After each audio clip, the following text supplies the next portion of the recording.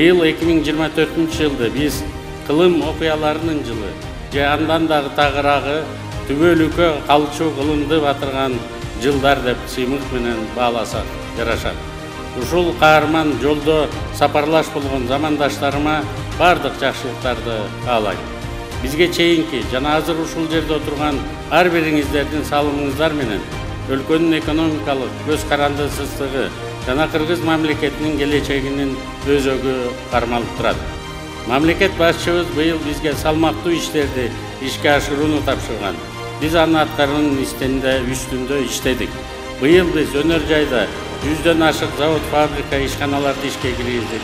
100дөн ашык социалдык объектилерди ачтык. Анын ичинде 100дөн ашык мектептер жаңы салынды. Үй тибиндеги 200, кыска мөөнөттүү 300 балабакча ачылды. Бүт министрликтер айыл аймактарына чейин ар бири 100дөн маанилүү иш-чараларды аткарды. Энергетикада 100 мегаваттан ашык жаңы кубаттуулук ишке кирди. 100 миңден ашык адам таза суу менен камсыз болду. Ар түрдүү профилде миңдеп спецтехникалар сатып алынды. 1000 километрга ирригациялык каналдар жаңыланды. Мен чекесин гана айттым. Мунун баары ички дүң продукцияга өсүү темпин берүүдө. Системалуу пландоо жана так уюштурулган иштерибиз менен элибизге ийгиликтер менен өлчөнгөн тынымсыз үзүрлүү иштердин жаңылыктарын тынымсыз жарыялап жатабыз. Булардын катарында административдик аймактык реформа дагы бар. Эбегейсиз чоң иштер жасалды.